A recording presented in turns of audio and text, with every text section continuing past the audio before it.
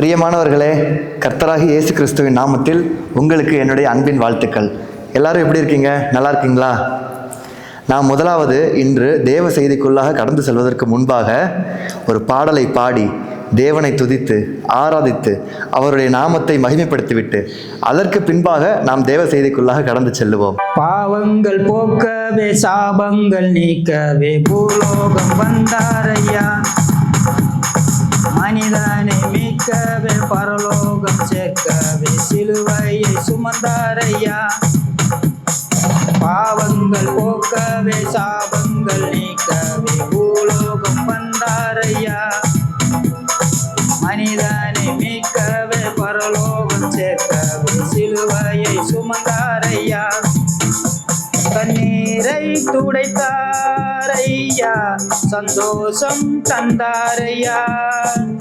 கண்ணீரை துடைத்தாரையா, சந்தோஷம் தந்தாரையா. எந்தன் இயேசுவே, எந்தன் இயேசுவே, எந்தன் இயேசுவே, எந்தன் இயேசுவே, எந்தன் இயேசுவே, எந்தன் இயேசுவே, எந்தன் இயேசுவே, எந்தன் இயேசுவே. தங்கத்தை கேட்கவில்லை, வைரத்தை கேட்கவில்லை, உள்ளத்தை கேட்டாரையா.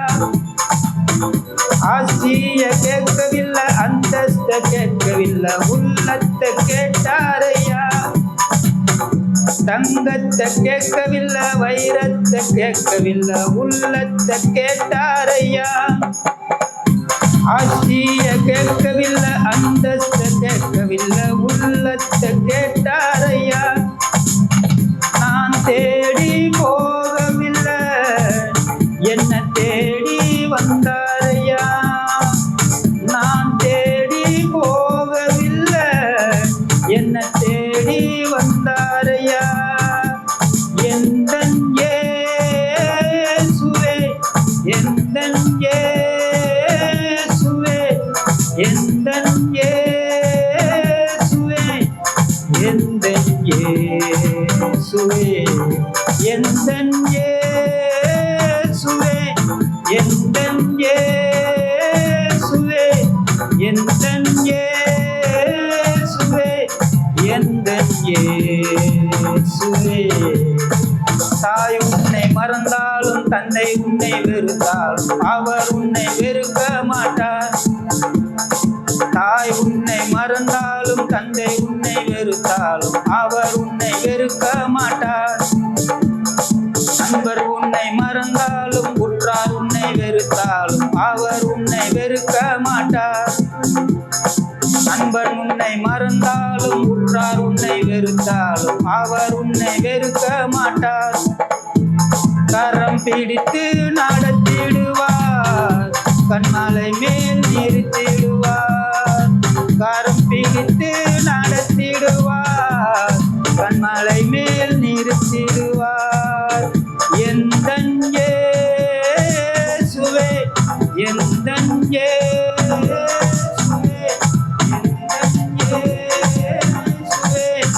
எந்தன் இயேசுவே, எந்தன் இயேசுவே, எந்தன் இயேசுவே, எந்தன் இயேசுவே, எந்தன் இயேசுவே.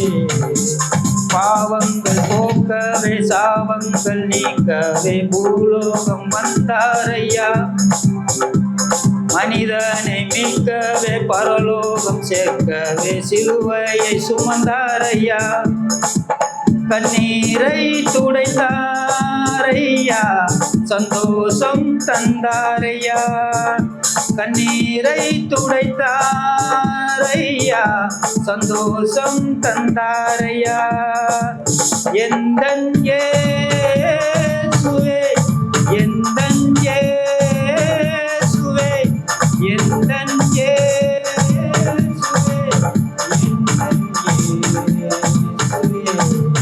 எந்தன் இயேசுவே, எந்தன் இயேசுவே எந்தன் இயேசுவே. பார்த்தீங்களா? பாடலை கேட்டிங்களா? ஆசீர்வாதமாக இருந்ததா?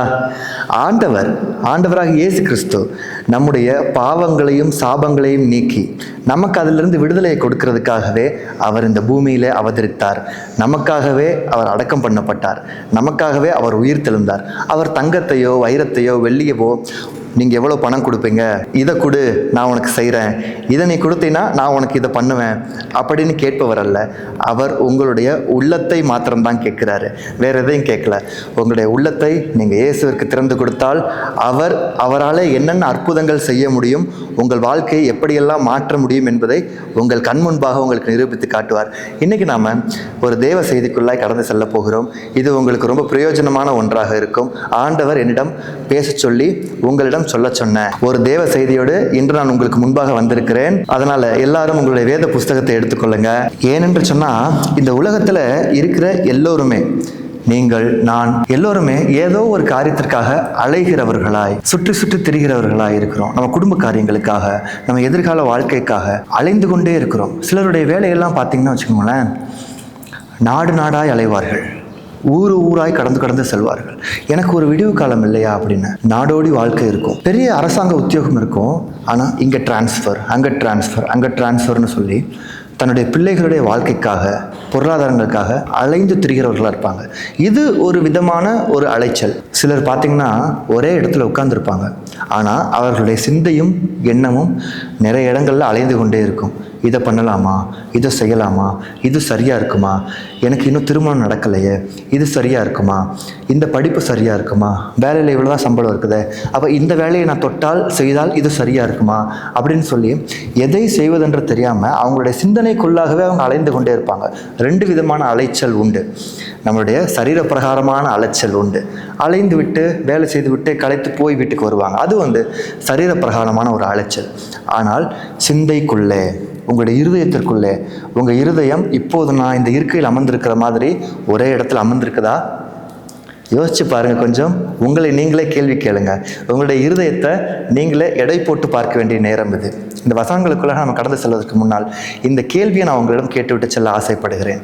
உங்களுடைய இருதயத்தை நீங்கள் நிறுத்து பார்க்கும்போது அது ஒரே இடத்திலே இளைப்பாரி அமைதியாக இருக்கிற இருதயமாக இருக்கிறதா, இல்லைன்னா இங்கே அங்கே அந்த ஊருக்கு இந்த ஊருக்கு அப்படி இப்படின்னு சொல்லி அலைந்து திரிந்து கொண்டே இருக்கிறதா? இன்று உங்களோடு தான் ஆண்டவர் ஒரு தெளிவான வார்த்தையை கொண்டு பேச போகிறார். அதனால் எடுத்துக்கொள்ளுங்க. எரேமியாவின் புஸ்தகம் 4ஆம் அதிகாரத்தில் 1ஆம் வசனம். நீ இனி அலைந்து திரிவதில்லை அப்படின்னு சொல்லி ஆண்டவர் உங்களை பார்த்து இன்னைக்கு சொல்கிறாரு. மகனே, மகளே, இனி நீ அலைந்து திரிகிறது இல்லை அப்படின்னு சொல்லி இந்த வார்த்தையை நீங்கள் விசுவாசிங்க. இன்று இதை பார்த்து கொண்டிருக்கிறவர்கள் நிறைய அலைச்சல் உள்ளவர்களாக இருக்கிறீங்க. அதாவது உங்களுடைய பணி நிமித்தமாக உங்களுடைய குடும்பத்துக்காக உழைச்சு ஓடா போனவங்களாக இருக்கிறீங்க.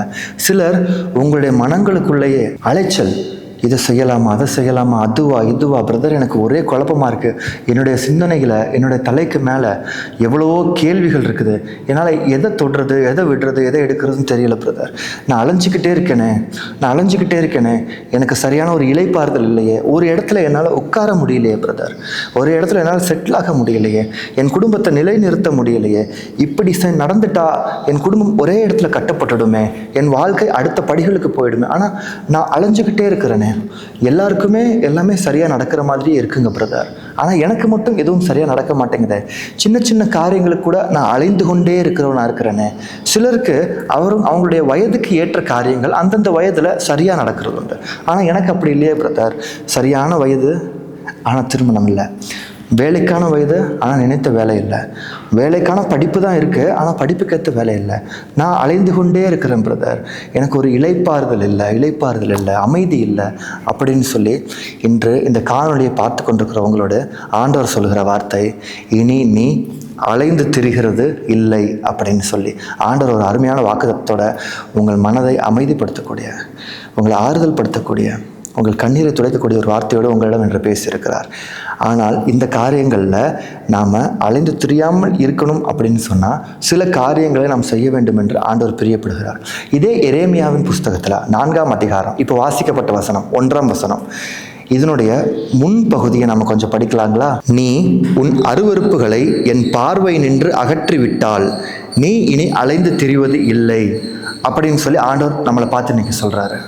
அதாவது நீ உன்னுடைய அருவருப்புகளை உன்னை விட்டு அகற்றிவிட்டால், அப்போ ஆண்டவர் ஏதோ ஒரு காரியத்தை நம்ம கிட்ட மாற்றப்பட வேண்டும், நாம் எதையோ தள்ளி வைக்க வேண்டும், அகற்ற வேண்டும் அப்படின்னு சொல்லி விரும்புகிறார் இல்லைங்களா? கர்த்தர் அருவருக்கிற காரியங்கள் நம்மளிடத்துல ஏதாவது இருக்கிறதா அப்படின்னு சொல்லி நாம் பார்க்க வேண்டும். அப்படி தள்ளி வைக்கும்போது, அருவருப்பான காரியங்களை தள்ளி வைக்கும்போது ஆண்டவர் நீ அலைந்து திரிகிறது இல்லை அப்படின்னு சொல்லி நம்மளை பார்த்து சொல்கிறாரு. அலைந்து திரியாத ஒரு அமைதலான வாழ்க்கையை ஒவ்வொருவருக்கும் கொடுக்கணும்னு ஆண்டவர் பிரியமுள்ளவராக இருக்கிறாரு, ஆசைப்படுறாரு.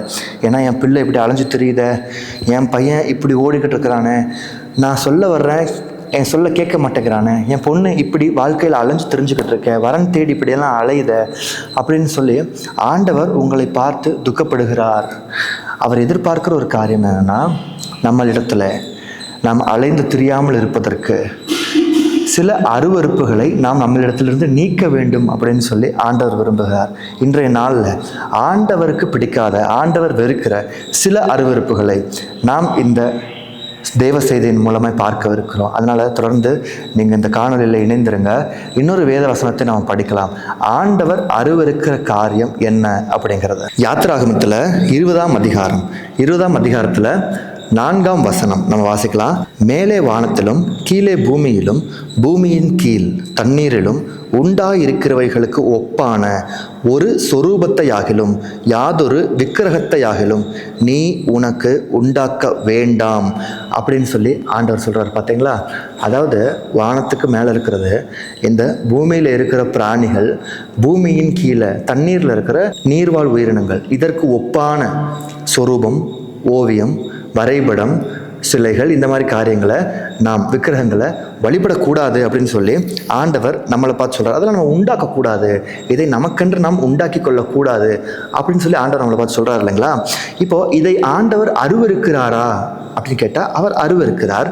நாம் இன்னொரு வசனத்தை படிக்கலாம்.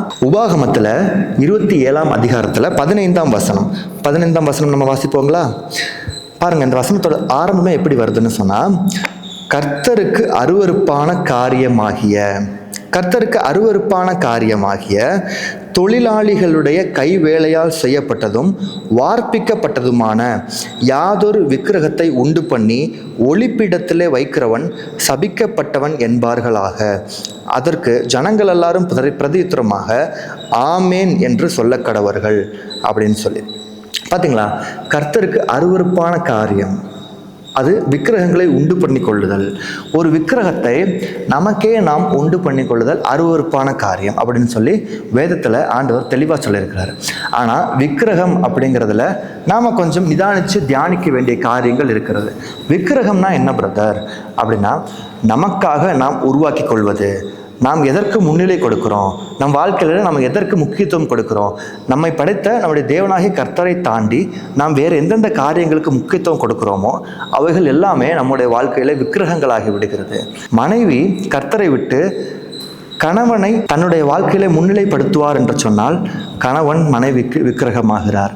அதே மாதிரி தான் கணவனுக்கும் இல்லைங்களா? அதே மாதிரி சிலர் பார்த்திங்கன்னா அவர்களுடைய வேலையை பெரிதுமாக கருதுவார்கள். ஆண்டவர் வேலை கொடுத்துருக்கிறாரு, வேலை கொடுத்து ஆசீர்வதிச்சிருப்பார், ஆண்டவர் ஆசீர்வதித்து விட்டார், நல்ல நிறைவான வருமானங்கள் வருவதுண்டு. ஆனால் அந்த வேலையின் மீது தான் அவர்களுக்கு பற்றும் அன்பும் அதிகமாக இருக்கும். அந்த வேலை நிமித்தமாக இவங்க ஆண்டவரே மறந்துடுவாங்க. ஏன்னா ஆசீர்வதித்தது ஆண்டவர் தான். அந்த வேலை கிடைச்ச பிற்பாடு ஆண்டவரை மறந்துடுவாங்க. ஆண்டவர்கிட்ட ஒரு ஜெபத்தை வைக்கிறாங்க, அந்த ஜெபத்திற்கு ஆண்டவர் பதில் தந்து சில ஆசீர்வாதங்களை கேட்டுக்கொண்டதை கொடுக்கிறார். அந்த ஆசீர்வாதங்களை பெற்றுக்கொண்டு அந்த ஆசீர்வாதத்தின் மேலே மாத்திரம் அவர்கள் தங்களுடைய முழு கவனத்தையும் வைத்து விடுவார்கள். அதாவது அவங்களோட அந்த அட்டென்ஷனை அந்த ஆசீர்வாதத்து மேலே வைத்துவிட்டு ஆண்டவரை பார்க்க தவறி விடுவார்கள். இது ஒரு விதமான விக்கிரகங்களாகுது. அதனால் நம்மளுடைய வாழ்க்கையில் ஆண்டவரை தவிர்த்து, இயேசுவை தவிர்த்து நம்ம வேறு எதுக்கு முக்கியத்துவம் கொடுத்துருக்குறோம் அப்படின்னு சொல்லி நாம் ஒரு தரம் நாமே சீர்தூக்கி பார்க்க வேண்டிய அவசியமாக இருக்கிறது. ஏன்னா ஆண்டவர் வெறுக்கிறார், அதை அருவருக்கிறார். என் மகள் என் மகன் என்னை மாத்திரமல்ல நோக்கி பார்க்கணும், இப்படி சாதாரண உலக காரியங்களில் மூழ்கி போயிட்டு அதை தனக்கு விக்கிரகமாக எடுத்துக்கொண்டார்களேன்னு சொல்லி ஆண்டவர் மனம் வருத்தப்படுவார். அதனால இன்றைய நாளில் நீங்கள் யோசனை பண்ணுங்க, எந்தெந்த காரியம் உங்களுக்கு விக்கிரகமாக இருக்கிறது. சிலருக்கு போதை பழக்கங்கள் விக்கிரகமாக இருக்கிறது, புகைப்பழக்கங்கள், மது பழக்கங்கள் விக்கிரகமாக இருக்கிறது. சிலருக்கு சிலருடனான நட்புகள் விக்கிரகமாக இருக்கிறது, அதுலேயே மூழ்கி போயிடுறது உண்டு இல்லைங்களா? சிலருக்கு சினிமா பாடல்கள் அது விக்கிரகமாக இருக்கிறது உண்டு. சிலர் சொல்கிறத நான் கேட்டிருக்கிறேன், ஆவிக்குரிய பாடல்களை, ஆண்டவரை குறித்த பாடல்களை கேட்டுக்கொண்டு ஆராதிக்க வேண்டிய நாம் சில பாடல்களை, சினிமா பாடல்களை கேட்டு முணுமுணுத்து கொண்டு இருக்கிற சிலரை பார்த்துருக்குறேன். அவங்க கிட்ட கேட்டால், இல்லை பிரதர் எனக்கு மியூசிக் ரொம்ப பிடிக்கும், மியூசிக் தானே, அது மியூசிக் கேட்குறதால என்ன தப்பு அப்படி என்று சொல்லுவாங்க. அப்படி இருக்கக்கூடாது. நீங்கள் யாருக்கு முக்கியத்துவம் கொடுக்குறீங்க, யார் சம்மந்தப்பட்ட காரியங்களுக்கு முக்கியத்துவம் கொடுக்குறீங்க அப்படிங்கிறது இருக்கு. ஏன்னா ஆண்டவருடைய பாடல்களில் தேவ பிரசன்னம் இருக்கிறது, சினிமா பாடல்கள் அது இல்லை பார்த்தீங்களா? அதனால் ஆண்டவர் இதையெல்லாம் பார்ப்பார், அவர் உங்களை சோதித்தறிவார். என் பிள்ளை என்ன பண்ணுது, எந்த காரியத்தில் மூழ்கி போய் முக்கியத்துவம் கொடுத்துருக்கு, என்னுடைய பிள்ளைக்கு எது விக்கிரகமாக இருக்குது அப்படின்னு சொல்லி. சிலர் பார்த்தீங்கன்னா ஆண்டவரை நல்லா துதிப்பாங்க, ஆராதிப்பாங்க, ஆண்டவரேன்னு இருப்பாங்க. ஆனாலும் அவர்களுக்குள்ளாய் சில ஆடம்பர எண்ணங்கள் இருக்கும். தான் உடுத்திக்கொள்கிற உடை மேலே, தான் போட்டுக்கொள்கிற ஆபரணங்கள் மேலே, இதை இப்படி பண்ணணும், இதை இப்படி போடணும், இதை இப்படி போனால் இப்படி வெளியே போகும்போது இந்த மாதிரி போகணுமே, நான் இன்னைக்கு சர்ச்சுக்கு போகிறேன், ஆராதனைக்கு போகிறேன், சபைக்கு போகிறேன், ஆனால் இப்படியான சேலையை உடுத்தி கொண்டு நான் போனதுன்னா எனக்கு ஒரு கௌரவம் அப்படிங்கிற மாதிரி சிலருக்கு எண்ணங்கள் இருக்கும். இது ஒரு விதமான விக்கிரகம். அதனால் இந்த விக்கிரகம்ங்கிறத நம்ம பொதுவாக ஒரு சொரூபம், ஒரு புகைப்படம், ஒரு ஓவியம் அப்படின்னு சொல்லிவிட முடியாது. விக்கிரகத்துக்குள்ளே பல காரியங்கள் உண்டு. இன்று மனிதர்களாக நாம் அநேக காரியங்களை நமக்கு முன்பாக விக்கிரகங்களாக மாற்றி வச்சிருக்கிறோம் இல்லைங்களா? அதனால் இந்த விக்கிரகங்கள் நம்மை விட்டு விலக வேண்டும். மகனே மகளே, நீ அதை உன்னை விட்டு தள்ளி வச்சிரு, அப்பத்தான் நான் உன்னை ஆசீர்வதிக்க முடியும், நீ அலைந்து தெரியாமல் இருக்க முடியும் அப்படின்னு சொல்லி ஆண்டவர் உங்களை பார்த்து சொல்லுகிறார். இன்னுமாய் கூட ஆண்டவர் அருவருக்கிற சில காரியங்கள், அதாவது ஆண்டவர் அருவருக்கிறன்னு சொன்னால் ஆண்டவருக்கு பிடிக்காத, பிரியமில்லாத சில காரியங்கள், அதை ஆண்டவர் நம்மிடத்திலிருந்து எடுத்து போட வேண்டும், நாம் அவற்றை விட்டு விலக வேண்டும் சொல்லி விரும்புகிறாரு. அதனால் இன்னொரு வேத வசனத்தை நாம் படிக்கலாம். எல்லாரும் நீதிமொழிகள் எடுத்துக்கொள்ளுங்க. நீதிமொழிகளில் 12ஆம் அதிகாரம், அதில் 20ஆம் வசனம் பாருங்களேன். மாறுபாடுள்ள இருதயமுடையவர்கள் கர்த்தருக்கு அருவருப்பானவர்கள். மாறுபாடுள்ள இருதயம், அது என்ன பிரதர் மாறுபாடுள்ள இருதயம் அப்படின்னு சொல்லி கேட்டிங்கன்னா, ஒரு விஷயத்தில் முடிவு செய்துவிட்டு அடுத்த கணமே வேறு எண்ணத்துக்கு மாறி விடுவார்கள். அதாவது பார்த்தீங்கன்னா இருமனம் உடையவர்கள், அதான் மாறுபாடுள்ள எண்ணம் இல்லைங்களா? இஸ்ரேல் ஜனங்களுக்கு எகிப்தில் இருந்து கானான் தேசத்து வரைக்கும் கடந்து வரும்போது ஆண்டவர் மன்னா தண்ணீர் எல்லாத்தையும் கொடுத்து போஷித்து மேக ஸ்தம்பத்தோடும் அக்னி ஸ்தம்பத்தோடும் நடத்தி கூட்டிகிட்டு வராரு. ஆனால் இந்த இஸ்ரேல் ஜனங்களுக்கு அவங்களுக்கு வேண்டியது சில நேரங்களில் வெறுமையாகும்போது அவங்களுக்குள்ள ஒரு எண்ணம், திரும்ப நான் எகிப்துக்கே போயிட்டா நல்லா இருக்குமே, நான் அங்கேயே நல்லா இருந்தேனே, எகிப்தில் அங்கே அடிமையாக இருந்தபோது கூட நான் நல்லா 3 வேளை மீன் எல்லாம் சாப்பிட்டுக்கிட்டு நல்லா இருந்தேனே அப்படின்னு சொல்லி. இது மாறுபாடான இருதயம். ஆண்டவர் உங்களை ஒரு பாதையில் நடத்தி கொண்டிருப்பார், ஒரு வழியில் நடத்தி கொண்டிருப்பார். அது சில நேரம் உங்களுக்கு வெறுமையாக தோணலாம், ஆனால் ஆண்டவரோட கருத்தில் தான் நீங்கள் இருக்கீங்கிறத மறக்கக்கூடாது. அந்த வழியில், வனாந்திர வழியில் உங்களை போஷிக்க ஆண்டவருக்கு தெரியும். நீங்கள் மீண்டுமா பின்னிட்டு திரும்பக்கூடாது. உங்களுடைய ஊழியத்திலிருந்து நிறைய பேர் இப்போது பின் திரும்பிட்டீங்க, அப்படியே சோர்ந்து போயிட்டீங்க. இல்லைன்னா அப்படியே இருந்திருக்கலாம், அந்த ஒரு வேலையிலே இருந்திருக்கலாம், இல்லை அப்படி நேரம் செலவு செஞ்சுருக்கலாம், இல்லைன்னா அந்த ஊர்லேயே இருந்திருக்கலாம் அப்படின்னு சொல்லி நிறைய பேர் யோசிக்கிறது உண்டு. சிலரை ஆண்டவர் வெளிநாடுகள்லேருந்து இல்லை நீ உன்னோட தாயகத்துக்கு திரும்புன்னு சொல்லியிருப்பார். சிலர் ஆண்டவர் தாயகத்திலேருந்து வேறு இடத்துக்கு அனுப்பிச்சிருப்பார் ஒரு காரணத்திற்காக. இல்லையே நான் இங்கேயே இருந்திருக்கலாமே அப்படிங்கிற மாதிரி எண்ணங்கள் தோன்றுவதுண்டு இல்லையா? இது மாறுபாடான எண்ணம். அதே மாதிரி நிறைய பேர் சபைக்கு கொண்டு இருக்கிறவங்களா இருப்பாங்க. ஆண்டவருடைய அன்பை ருசி பார்த்து ஆண்டவர் இடத்துலேருந்து அற்புதத்தை பெற்றுக்கொண்டு பின்னாட்களில் மனம் மாறுபட்டு பின்னிட்டு திரும்பினவங்களாக இருப்பாங்க.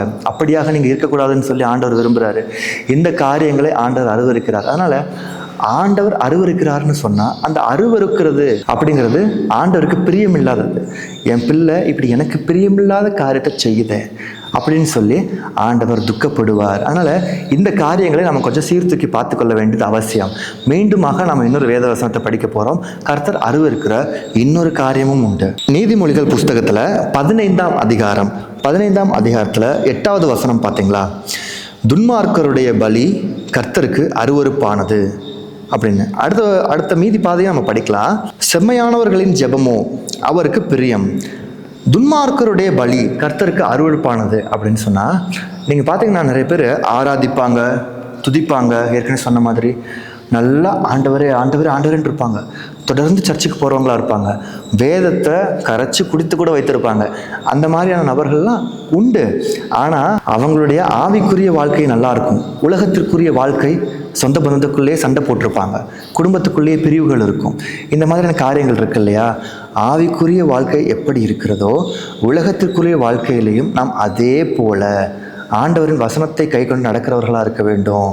வசனத்தில் என்னென்ன சொல்லப்பட்டிருக்கோ, ஆண்டவர் வார்த்தையாக என்னென்ன சொல்லியிருக்கிறாரோ அதையெல்லாம் பின்பற்றி கை கொண்டு நடக்கிறவர்களாக நம்ம இருக்க வேண்டும். அப்படி இல்லாதவர்களுடைய பலி, துதி பலி பார்த்தீங்களா? ஸ்தோத்திரம் ஸ்தோத்திரம் ஸ்தோத்திரம் ஸ்தோத்திரம் ஸ்தோத்திரம் ஆண்டவரே ஸ்தோத்திரம் ஸ்தோத்திரம் ஸ்தோத்திரம் சொல்லிக்கிட்டே இருப்பாங்க. வாயிலிருந்து ஸ்தோத்திரங்கள் வெளியே வருகிறது உண்டு. ஆனால் இருதயத்திற்குள்ளே என்ன இருக்கிறது என்பது அவங்களுக்கே தெரியும் இல்லைங்களா?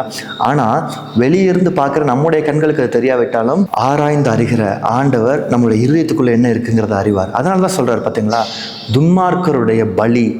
நான் வெளியே போய் எல்லா அக்கிரமமும் பண்ணிட்டு லஞ்சம் வாங்கிட்டு என்னென்ன காரியங்கள் பண்ணணுமோ, யாருக்கு எதை கொடுக்கணுமோ அதை கொடுக்காம அவங்கள ஏமாற்றி விட்டு நான் வந்து ஆண்டவர் சமூகத்தில் வந்து ஆண்டவரே ஆண்டவரே அப்படின்னு சொன்னால் அந்த பலியை ஆண்டவர் ஏற்றுக்கொள்வாரா? இல்லையா?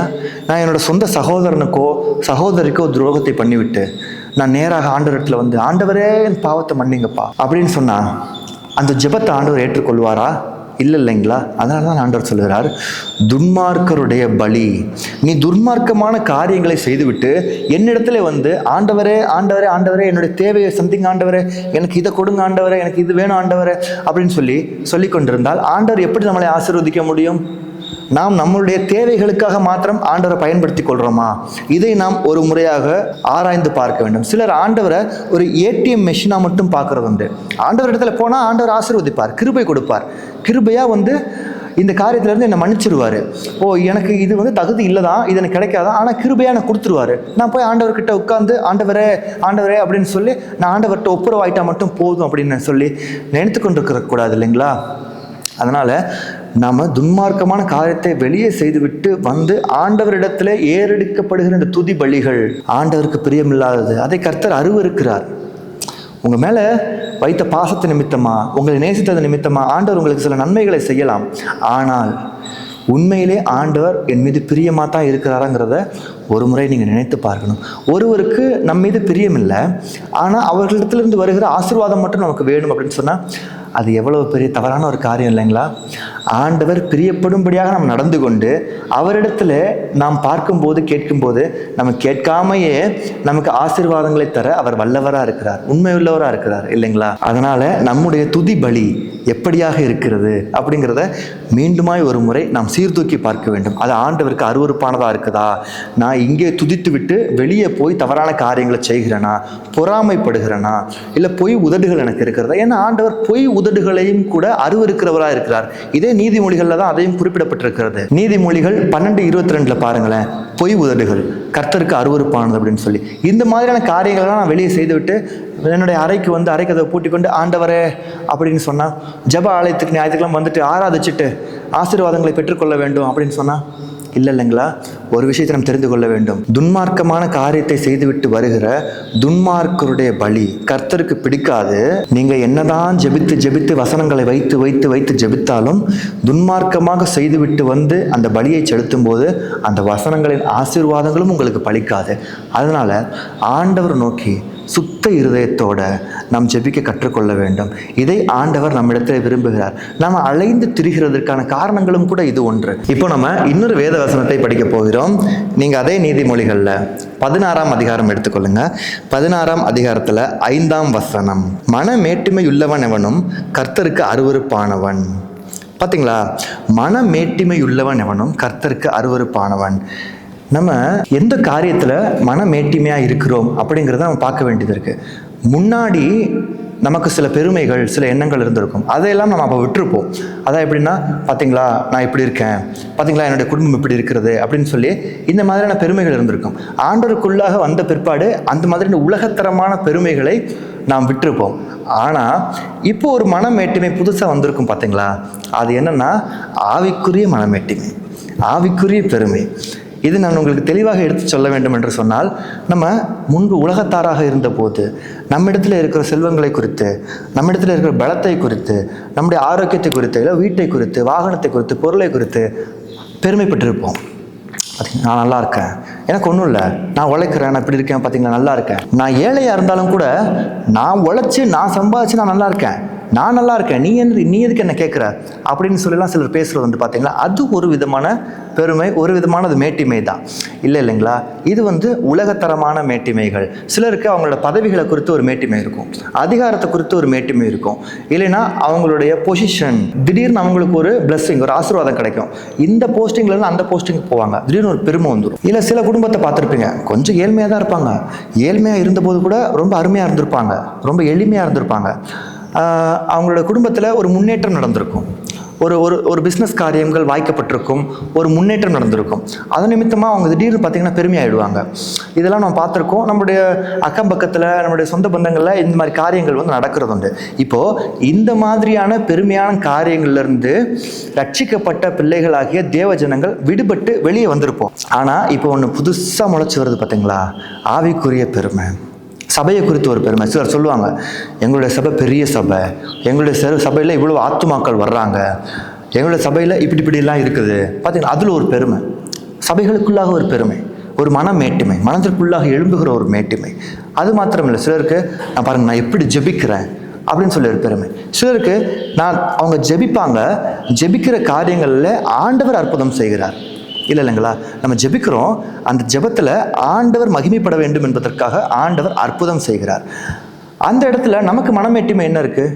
சிலர் சொல்லுவாங்க பார்த்தீங்களா, இவங்க ரட்சிக்கப்படுறதுக்கு நான் தான் காரணம், இவங்களை நான் தான் ரட்சித்தேன், இவங்களை நான் ரட்சிப்புக்குள்ளே நடத்தினேன். நீங்கள் என்ன நடத்தினீங்க ரட்சிப்புக்குள்ளே? ரட்சிப்பு கர்த்தருடையதுன்னு சொல்லி இல்லையா வேதம் சொல்லுது. அதனால் இந்த எண்ணங்களை எல்லாம் நம்ம ஒரு தடவை சீர்தூக்கி பார்க்க வேண்டும். ஏனென்றால் நாம் அப்பிரயோஜனமற்றவர்கள், நம்மளால் ஒன்றும் செய்ய முடியாது. இல்லைங்களா, நம்முடைய ரட்சிப்புக்கு முன்பாக நம்மளால் என்ன செய்ய முடிந்தது? இந்த உலகத்தில் நம்ம எப்படி இருந்தோம்? அழல் பட்டுக்கொண்டு, துன்பப்பட்டு கொண்டு, பிசாசின் பிடியிலையும் வியாதியின் பிடியிலையும் நம்ம இருந்தோம் இல்லைங்களா. ஆண்டவர் நம்மளை கிருபையாக ரட்சித்து மீட்டு கொண்டு வந்து நமக்கு சில வரங்களை, சில அபிஷேகத்தை கொடுத்து நம்மளை பயன்படுத்தும் போது அந்த பெருமையே அதுக்குள்ளே வந்துடுது. இல்லையா, இந்த காரியத்தில் நம்ம ரொம்ப கவனமாக இருக்கணும். அதனால தான் ஆண்டவர் சொல்கிறாரு, மனமேட்டிமை உள்ளவன் எவனும் கர்த்தருக்கு அருவருப்பானவன். கர்த்தர் நம்மை நேசித்து நம்மை ரட்சித்திருக்கிறார். இந்த காரியங்களுக்கு பிற்பாடு, ரட்சிப்பிற்கு பிற்பாடு மனமேட்டுமை வந்துவிடக்கூடாது. ஒருவருக்கு ஜெபிக்க சொல்லி ஆண்டவர் சொல்கிறாரு, நம்ம ஜெபிக்கிறோம், ஆண்டவர் அற்புதம் செய்கிறாரு, நாம் வெறும் கருவிகள் மாத்திரமே. இப்போது ஒரு மரம் இருக்குது, பெரிய விருட்சம், ஒரு மரம். என்ன, அந்த மரத்தை வெட்டுபவர் கையில் ஒரு பெரிய கோடாரி ஒன்று வைத்திருக்கிறார். அந்த கோடாரியை வைத்து அந்த மரத்தை வெட்டுகிறார். அந்த கோடாரி நல்ல ஷார்ப்பாக இருக்கிற ஒரு கோடாரி. அந்த மரம் வெட்டுபவர் தான் அந்த கோடாரியை நல்லா தேய்ச்சி ஸ்தானம் வச்சு எல்லாம் பண்ணி கொண்டு வந்தார். அதை நல்லாக பதப்படுத்தி அந்த கோடாரியை கொண்டு வந்து அந்த கோடாரியை வைத்து மரத்தை வெட்டுகிறார். அந்த மரம் விழுகிறது. அப்புறம் மரத்தை கட்டைகளாக்கி அதுக்கப்புறம் மரம், மேஜை, நாற்காலி, இந்த மாதிரி காரியங்களை செய்கிறவராக இருக்கிறார். அந்த கோடாரி நான் இவ்வளவு ஷார்ப்பாக, இவ்வளோ கூர்மையாக இருக்கிறதுனால தான் அவரால் வெட்ட முடியுது அப்படின்னு அந்த கோடாரி சொல்லுமா? ஒருவேளை அந்த கோடாரியை அந்த மரம் வெட்டுபவர் எடுக்காது அப்படியே ஒரு 6 மாதம் வைத்து விட்டார், பயன்படுத்தாமல் ஒரு 3 மாதம் வைத்து விட்டார் என்றால் அந்த கோடாரியோட நிலைமை என்ன ஆகும்? துருப்பிடிக்கும், மழுங்கி போயிடும், ஒன்றுக்கும் பயன்படாமல் போயிடும். மீண்டுமாக அந்த மரம் வெட்டுபவர் எடுத்து அதை கூர்மைப்படுத்த வேண்டும், அதை தேய்க்க வேண்டும், அதை பக்குவப்படுத்த வேண்டும். அப்படின்னா கோடாரிக்கு, அந்த கருவிக்கு நான் தான் மரத்தை வெட்டுகிறேன், அதனால தான் இந்த புது புது நாற்காலிகள், மேஜைகள் எல்லாம் பிறக்கிறது அப்படின்னு சொல்லி பெருமை பாராட்டுவதற்கு ஏதாவது இடம் இருக்கா?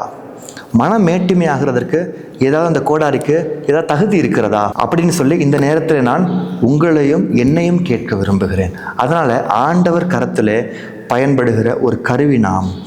ஆண்டவர் நம்மை வல்லமையாய் பயன்படுத்தவும் முடியும், நம்மை அப்படியே வைத்து விடவும் முடியும். பார்த்தீங்களா, சவுலை வல்லமையாக பயன்படுத்தணும்னு ஆண்டவர் நினச்சாரு. ஆனால் அவன் மழுங்கி போயிட்டான். அவன் கூர்மையாக செயல்படவில்லை. ஆண்டவருடைய சொல்லை கேட்டு ஆண்டவர் என்ன விரும்புகிறாருன்னு நினச்சி அந்த ஆண்டவருடைய வார்த்தையை கேட்டு செயல்பட அவன் ஒப்பு கொடுக்கல இல்லைங்களா? ஆனால் தாவீது கர்த்தருடைய மனதிற்கு ஏற்றபடி, இருதயத்திற்கு ஏற்றபடி நடந்து கொண்டான். அதனால் கருவியை மாற்றுவது ஆண்டவருக்கு ரொம்ப சுலபம். நம்ம மழுங்கி போயிட்டோம் அப்படின்னா கருவியை மாற்றிக்கொண்டு அவர் போய்கொண்டே இருப்பார். இருந்தாலும் கிருபையாய் ஆண்டவர் மீண்டும் மீண்டும் நம்மை மன்னித்து கொண்டே இருக்கிறார். அதனால் இன்று ஒரு முறையாய் நமக்கு எந்த காரியத்தில் மனமேட்டிமை எழும்பியதுன்னு சொல்லி நம்ம பார்க்க வேண்டியது இருக்குது. உலக காரியத்தில் உலக பெருமைகளிலிருந்து விடுபட்டு ஆவியின் பெருமைக்குள்ளாய் நம்ம அகப்பட்டு விடக்கூடாது. இந்த ஆவிக்குரிய பெருமை தான் பிசாசுக்கு, லூசிஃபருக்கு வந்தது இல்லைங்களா? அந்த பெருமையின் காரணமாக தான் அவன் தள்ளப்பட்டான். அவனுடைய மனமேட்டுமையின் காரணமாக அவனை அருவருத்து ஆண்டவர் அவனை மகிமையான ஸ்தானத்திலிருந்து அவனை தள்ளிவிட்டார், புறக்கணித்து விட்டார் இல்லைங்களா? அந்த மாதிரி நாமும் தள்ளப்பட்டு விடக்கூடாது. ஆண்டவருக்கு பிரியமான பிள்ளைகளாக நடந்து கொள்ள வேண்டும் என்று சொன்னால் நாம் தாழ்மையை தடுத்து கொள்ள வேண்டும், தாழ்மையாகவே செயல்பட வேண்டும். நாம் ஆண்டவர் கையிலே செயல்படுகிற, ஆண்டவர் கையிலே இருக்கிற, அவர் எடுத்து பயன்படுத்துகிற ஒன்றிற்கும் உதவாத ஒரு அற்பமான பாத்திரம் மாத்திரமே. இதை நாம் ஒவ்வொரு நாளும் நினைவு கூற வேண்டியது அவசியமாக இருக்கிறது. ஆண்டவரே, இப்படி ஒரு அற்பமான பாத்திரத்தையும் கூட எடுத்து பயன்படுத்துகிறீங்களா ஆண்டவரே? ஸ்தோத்திரம் ஆண்டவரே. இப்படியாக ஆண்டவரை ஸ்தோத்திரம் செய்ய கற்றுக்கொள்ள வேண்டும். சரிங்களா? அதனால் இன்று ஆண்டவர் உங்களோட அருமையான காரியங்களை கொண்டு பேசியிருக்கிறார். அதனால தான் பார்த்தீங்களா நம்மளோட ஊழியத்தில் அலைந்து திரிந்து கொண்டிருக்கிறோம், ஆத்துமாக்களுக்காக அலைந்து திரிந்து கொண்டிருக்கிறோம். ஏன் காரணம் என்று சொன்னால் மனமேட்டுமை வந்து விட்டது. கர்த்தர் அருவருக்கிற காரியம் அங்கே இருக்குது பார்த்தீங்களா? இருந்தால் என்ன நடக்கும்? நம்ம அலைந்து திரிவோம்.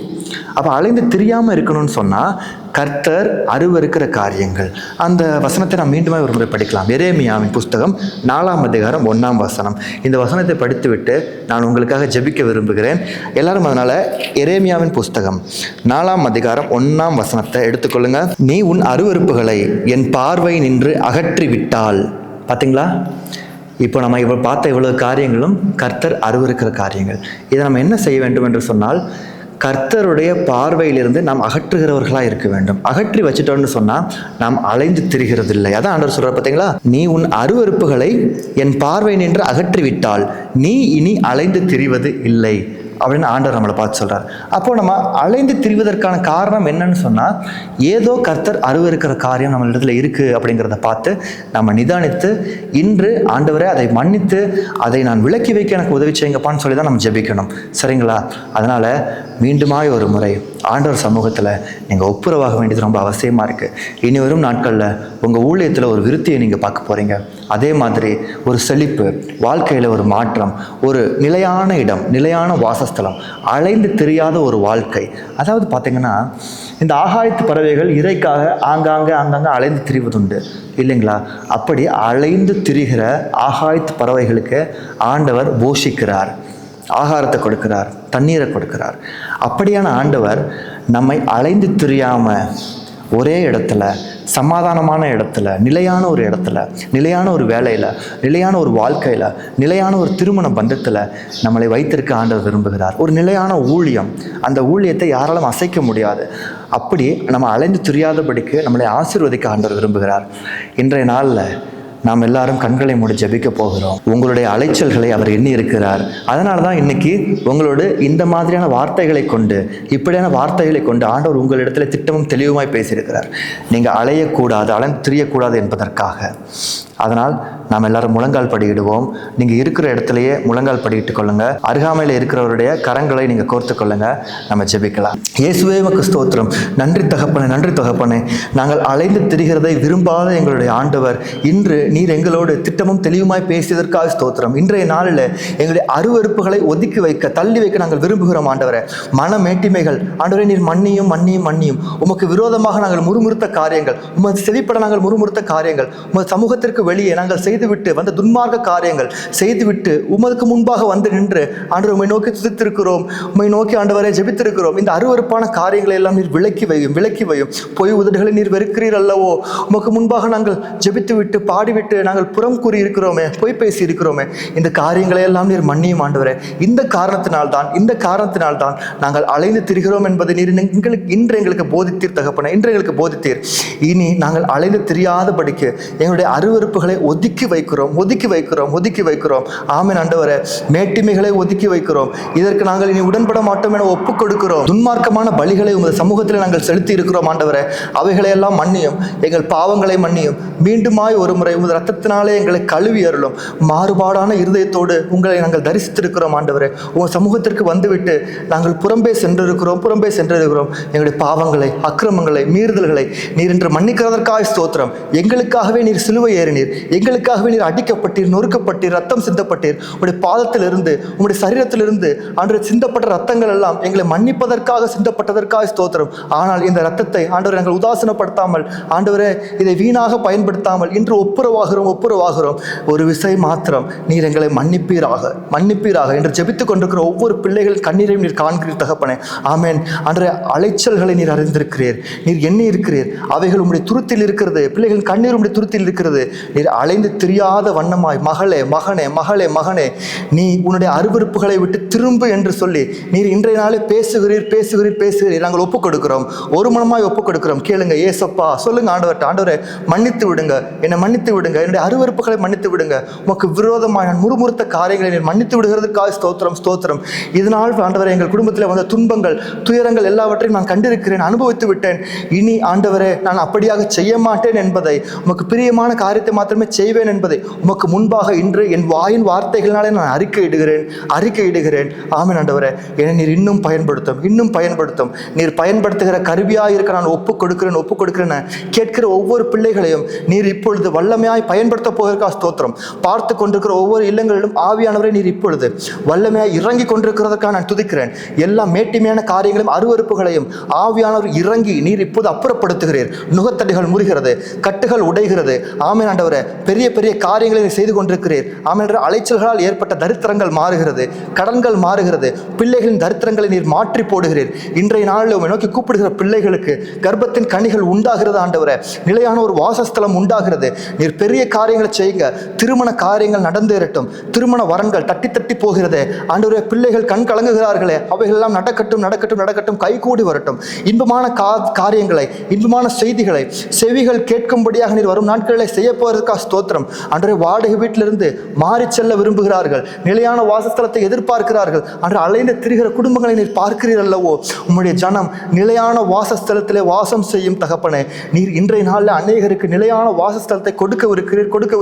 உம்முடைய ஆசீர்வாதம் பரத்திலிருந்து இறங்குகிறது, பிரசன்னம் அதை உறுதிப்படுத்துகிறது ஆண்டவரே. அநேக பிள்ளைகளின் படிப்பின் காரியத்தில் நீர் ஜெயத்தை தரப்போகிறீர். வியாதிகள் மாறுகிறது அல்லவா, படுக்கைகள் மாறுகிறது. நீர் பெரிய காரியத்தை செய்து கொண்டிருக்கிறீர். ஆமென் ஆண்டவரே. ஒவ்வொரு பிள்ளைகளையும் உம்முடைய உள்ளங்கையில், உம்முடைய உள்ளங்கரத்தில் நீர் வரைந்து பொத்தி வைத்து பாதுகாத்து கொண்டிருக்கிறீர். உம்முடைய கண்மணியைப் போல பாதுகாத்து கொண்டிருக்கிறீர். இதனால பார்த்து கொண்டிருக்கிற இந்த பிள்ளைகளுக்கு விரோதமாக செய்யப்பட்ட மந்திரவாதங்களை நான் கடிந்து கொள்கிறேன். இயேசுவின் நாமத்தினாலே பிசாசின் போராட்டங்கள் இப்பொழுது பிள்ளைகளை விட்டு வெளியேறுகிறதற்காக நான் உம்மை துதிக்கிறேன். பிள்ளைகளின் தலையின் மீது இருக்கிற எல்லா வானமண்டல சேனைகளின் திட்டங்களும் இப்பொழுது உடைகிறதற்காக, இப்போது நொறுங்குகிறதற்காக, இப்போது விழுகிறதற்காக நான் உம்மை துதிக்கிறேன். இப்பொழுது ஜெபித்துக் கொண்டிருக்கிற ஒவ்வொரு பிள்ளைகளையும் நீர் சுகமாய் தங்க பண்ண போவதற்காக துதிக்கிறேன்.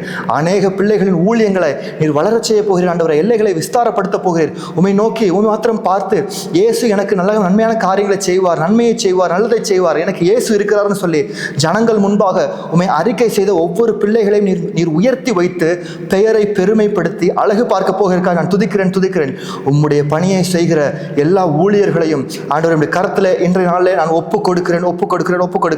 அவர்களை கொண்டு நீர் பெரிய வல்லமையான காரியங்களை செய்யும் தகப்பனே. செய்யும் மனமேட்டிமை வந்து விடாது. உம்மை மாத்திரம் பார்த்து உம்மிடத்திலிருந்து வருகிற நன்மைகளை பெற்றுக்கொண்டு நீர் சொல்லுகிற ஊழியங்களை மாத்திரம் செய்ய ஆண்டவரே கிருபை செய்யும்.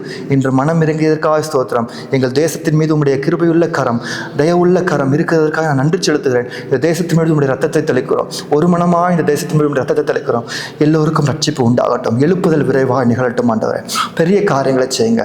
ஜெபித்த பிள்ளைகளை இயேசுவின் நாமத்தினால் ஆசீர்வதிக்கிறேன். ஆமென் ஆண்டவரே. பெருக செய்ய போவதற்காக ஸ்தோத்திரம். இயேசுவின் நாமத்தில் பிதாவே. ஆமென். ஆண்டவர் இன்று உங்களுடைய ஜெபத்தை கேட்டிருக்கிறார். உங்கள் கண்ணீரை கண்டிருக்கிறார். உங்கள் அலைச்சல்களை அவர் அறிந்திருக்கிறார். அதனால் இனி நீ அலைந்து திரிகிறதில்லை மகளே அப்படின்னு ஆண்டவர் உங்களை பார்த்து சொல்கிறார். நம்முடைய மீறுதல்களை அவர் மன்னித்து விட்டார். முதலாவதாக என்னை ஆண்டவர் மன்னித்து விட்டார். நான் மீண்டுமாக இந்த காரியங்களில் ஈடுபட மாட்டேன் ஆண்டவரேன்னு சொல்லி நீங்கள் ஒவ்வொரு நாளும் ஒப்புரவாகி கொள்ளுங்கள். நாம் கவனமாக இருக்க வேண்டியது மிகவும் அவசியமாக இருக்கிறது இல்லைங்களா? என்று அநேகர் உங்களுடைய சிந்தையின் கட்டுகளில் இருந்து விடுபட்டிருக்கிறீர்கள். இனி வரும் நாட்களில் பெரும் மகிமையும் ஆசீர்வாதத்தையும் நீங்கள் பார்ப்பீங்க. கர்த்தர் உங்களோடு இருந்து அவர் செய்கிற காரியம் இனி வரும் நாட்களில் மிகவும் பயங்கரமாக இருக்கும். கர்த்தர் தாமே உங்களை ஆசீர்வதிப்பாராக. ஆமென்.